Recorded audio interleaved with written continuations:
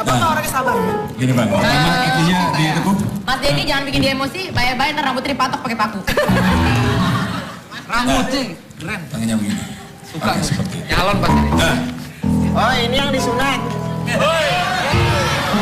Oke, sekarang gini. Nah, saya mau fokusnya ke apa ya?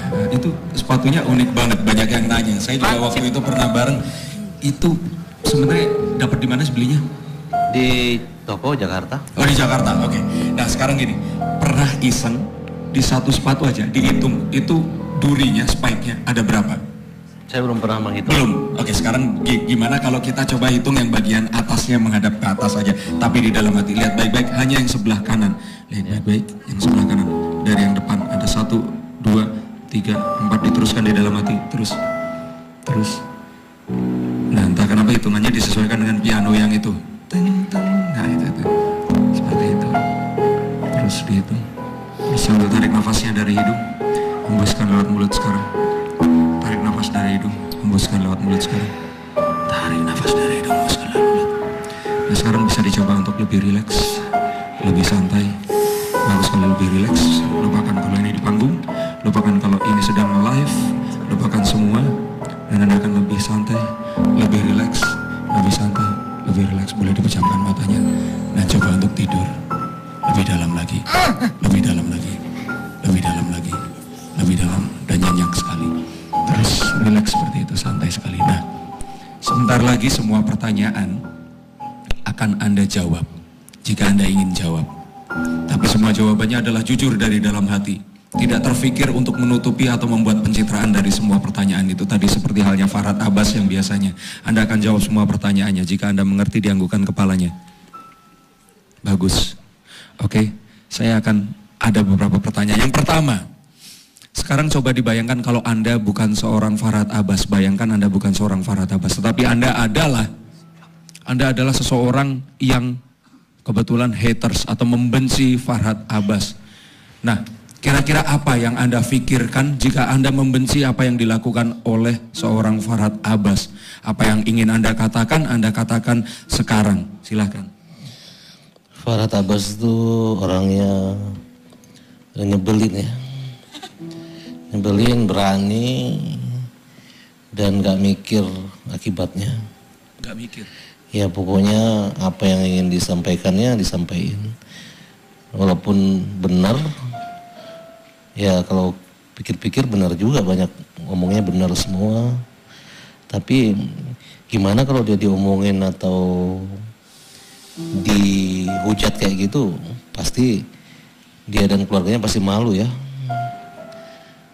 Jadi menurut saya Farhad Abbas itu orangnya cuek dan ya nyakitin, pedes banget tuh komentar-komentarnya. Dimana aja urusannya orang ada aja dia. Oke. Nah sekarang pertanyaannya adalah, konon katanya Farhad Abbas atau Anda, sekarang kembali lagi kepada Anda nih, mencalonkan diri untuk jadi presiden tuh katanya. Nah, tagline-nya tuh sumpah pocong. Orang tuh bertanya-tanya di rumah, di seluruh Indonesia yang pernah mendengar itu, betul? Itu mempertanyakan, maksudnya sumpah pocong tuh apa sih? Sumpah pocong itu menurut saya adalah budaya ya. Orang pikir saya tuh sumpahnya kepada pocong, padahal bukan. Sumpahnya kepada agama, pada Tuhan, tapi dengan busana pocong. Bahwa manusia nanti akhirnya mati juga. Buat apa berbohong, buat apa nggak jujur, buat apa korupsi, harta korupsi nggak dibawa mati. Jadi kalau memang ada pemimpin di negeri ini yang berani sumpah pocong untuk tidak korupsi, tidak KKN, saya dukung dia jadi presiden. Tapi kalau nggak ada presiden atau calon presiden yang berani sumpah pocong untuk tidak korupsi, ya mendingan pilih gue aja jadi presiden yang berani sumpah pocong untuk tidak korupsi. Oke. Nah, sekarang kalau selama ini populer di Twitter seperti itu atau sosial media yang lain di akun @FarhadAbbasLaw itu memang kebiasaan atau itu termasuk pencitraan? Silakan dijawab dengan jujur. sebagai public figure, ya saya harus punya akun media sosial yang mempermudah saya bicara, menyampaikan visi misi, kontak sosial dengan masyarakat. Ya, saya pilih Twitter, dulu saya punya Facebook. Ternyata tanggapannya positif. Indonesia yang luas, terasa dekat, kecil, dan kaget juga punya teman hampir 1,5 juta. Ya, tweet-tweet saya dinantikan sama teman-teman semua. Banyak juga yang gak suka apabila tokoh-tokoh idola dari orang-orang yang saya protes dan saya kritik. Tapi itulah Indonesia, saya itu aja kira-kira. Nah terus selama ini Farhad Abbas itu dianggap sebagai orang yang berani, kadang-kadang omongannya ceplas-ceplos seperti itu. Anda berani seperti itu karena Anda ini memang punya prestasi atau bagaimana sih? Mungkin masyarakat ingin tahu prestasinya apa sih Farhad Abbas ini? Ya, kalau bicara prestasi bidang pengacara, ya alhamdulillah ya. Dari dulu kalau beracara beberapa perkara-perkara yang menurut saya yang positif, khususnya bidang hak asasi manusia, ya beberapa perkara yang pernah saya tangani, ya ada pro kontra, kayak saya menyelamatkan beberapa terpidana mati, hampir 4 orang ya, 3 warga Australia dan 1 Indonesia. Sekarang masih ada 4 lagi yang saya perjuangkan. Jadi menurut saya saat warga Indonesia dihukum mati di luar negeri, satu bangsa, calon-calon presiden semua pengen menyelamatkan hukuman mati itu. Tapi kok saya dihujat ketika saya menyelamatkan, ya mungkin mereka nggak senang ya saya jadi hero pahlawan, karena di Amerika kalau pengacaranya hebat prestasi menyelamatkan hukuman mati, ya kursi presiden buat mereka. Oke, nah sekarang nih pertanyaan semua orang nih, pernah buat masalah dengan beberapa public figure yang lain, contohnya dengan seorang rocker ternama nih, inisialnya AD. Nah kalau seperti itu, waktu itu apa sih sebenarnya yang difikirkan waktu itu? Boleh diceritakan seperti apa? Oh maksudnya ini Ahmad Dhani. Gak apa-apa sebut nama nih. Aduh, ya udah terusin. Ya silakan lanjutin. Ahmad Dhani ini memang ditakdirkan nyebelin dan angkuh dan sombong ya. Jadi saya secara pribadi tidak mengenal Ahmad Dhani. Saya waktu itu menjadi pengacara dari Ibu Elsa Sharif dan istrinya Maya gitu, untuk melaporkan Ahmad Dhani yang suka menteror, berlaku kasar terhadap mantan istrinya. Nah, jadi setiap perkataan saya adalah pembelaan saya. Puncaknya ketika Ahmad Dhani membelikan mobil anak-anaknya, kemudian anaknya menggunakan mobil terbang, akhirnya 7 tewas. Itu kebencian saya sama dia, karena dia bilang dia nggak mengizinkan anaknya bawa mobil dan tidak tahu anaknya bawa mobil. Bagi saya Dhani adalah pembohong, arogan, dan dia menganggap harta itu dapat membeli nyawa. Itu pikiran saya. Kalau ternyata nanti bertemu dengan Ahmad Dhani, bertemu muka tuh langsung, kira-kira apa yang akan terjadi atau dikatakan? Ya bisa saja Ahmad Dhani menggampar saya, atau bisa juga sebaliknya saya menggampar Ahmad Dhani kalau ketemu. Karena kalau saya lihat dia itu benci banget sama saya dan merasa tidak punya salah, kenapa dihujat. Itulah orang-orang yang gak pernah merasa punya salah selalu seperti itu, walaupun dengan sadar dia mengakui bahwa anaknya salah telah menewaskan 7 nyawa akibat bawa mobil di usia masih di bawah umur. Oke, nah kalau dengan tokoh-tokoh politik nih, ada beberapa tokoh politik, misalkan dengan wali kota Jakarta gitu, atau dengan wakilnya, atau bahkan wali kota Bandung nih. Saya dengar di Twitter lumayan panas nih ini komentar-komentarnya. Itu pendapat Anda gimana? Ya saya agak kecewa sama pemimpin-pemimpin ini. Dulu saya pernah mengatakan bahwa dasar Ahok, ya, bukan dasar Cina loh, dasar Ahok gitu. Karena dia orang Cina. Marah saya dilaporin ke polisi, saya jadi tersangka di situ.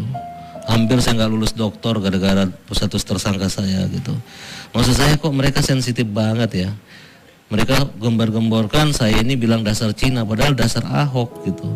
Nah, kemudian Ya saya nggak suka pemimpin-pemimpin yang hanya untuk pencitraan ke wong cilik, kemasan saja, sampai ngurus topeng monyet, segala macam. Maksud saya yang penting diurus di Indonesia ini adalah tentang kebenaran, keadilan. Bagaimana pemimpin itu tidak zalim. Pemimpin ini adalah penegak hukum, polisi, jaksa, hakim. Bagaimana masyarakat di Indonesia ini jangan sampai haknya dirampas karena nggak punya uang, akhirnya mereka kalah berperkara.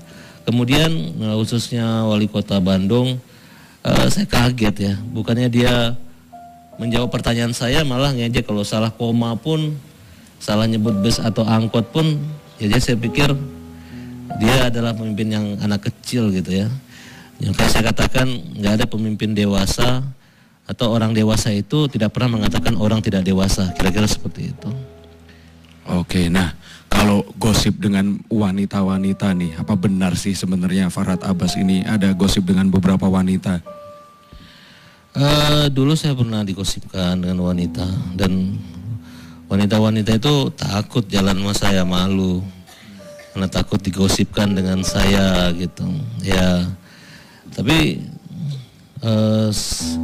sampai saat ini saya lurus-lurus saja, walaupun dalam sejarah hidup saya pernah menikah, tapi saya punya tanggung jawab dan sudah saya penuhi segala kewajibannya baik secara agama. Hanya memang karena pernikahan itu yang sah cuma satu ya, dengan istri saya Nia dan Niati. Jadi yang lainnya mungkin ilegal dan hanya karena suka sama suka aja ya kira-kira.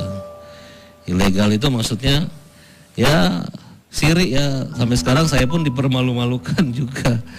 Ya mudah-mudahan masyarakat tahu deh, jangan marah sama saya ya, karena itu kan masa lalu saya, bukan masa lalu gitu. Oke, nah ini pertanyaan terakhir. Konon katanya Farhad Abbas ini ngefans dengan salah satu personil JKT48, namanya Nabila nih. Nah ini ada satu pertanyaan, ini pertanyaannya menggelitik sekali. Coba dibayangkan seandainya Anda di sebuah rumah, rumahnya terbakar dan di dalam situ ada istri Anda Nia Daniati dan Nabila JKT48.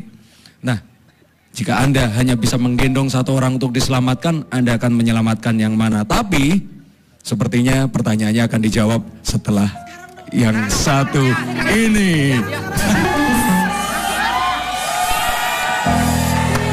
Langsung. Selama iklan begini terus ya tadi nih, kasihan amat. Makanya langsung aja. Oke, seperti tadi saya ulang pertanyaannya. Saya ulang pertanyaan, dengarkan baik-baik. Jika Anda di dalam sebuah rumah dan rumahnya dalam keadaan terbakar, dan di situ ada dua orang, tapi hanya satu yang bisa Anda selamatkan. Orang tersebut yang satu adalah personil JKT48 yaitu Nabila, dan yang satu lagi adalah istri sah Anda Nia Daniati. Mana yang Anda akan selamatkan? Silakan dijawab. Ya pastinya istri saya Nia Daniati yang saya selamatkan. Ya, kalau nggak diselamatin ya kasihan dong. Masa orang lain yang saya selamatin, ntar dibilang suami macam apa kamu gitu. Oh, luar biasa, tapi tetap seperti itu. Nabila kebakar kan. Ya enggak, ini kan ceritanya doang. Oke. Nah, tarik nafas dalam-dalam, hembuskan lewat mulut. Oke. Seiring dengan suara ini, saya akan hitung maju dari 1 sampai 5. Setiap hitungannya membuat lebih segar, lebih bersemangat, lebih sehat daripada sebelumnya. 1, 2, 3, 4, dan suara tepuk tangan ini akan membangunkan Anda kembali lagi ke sini.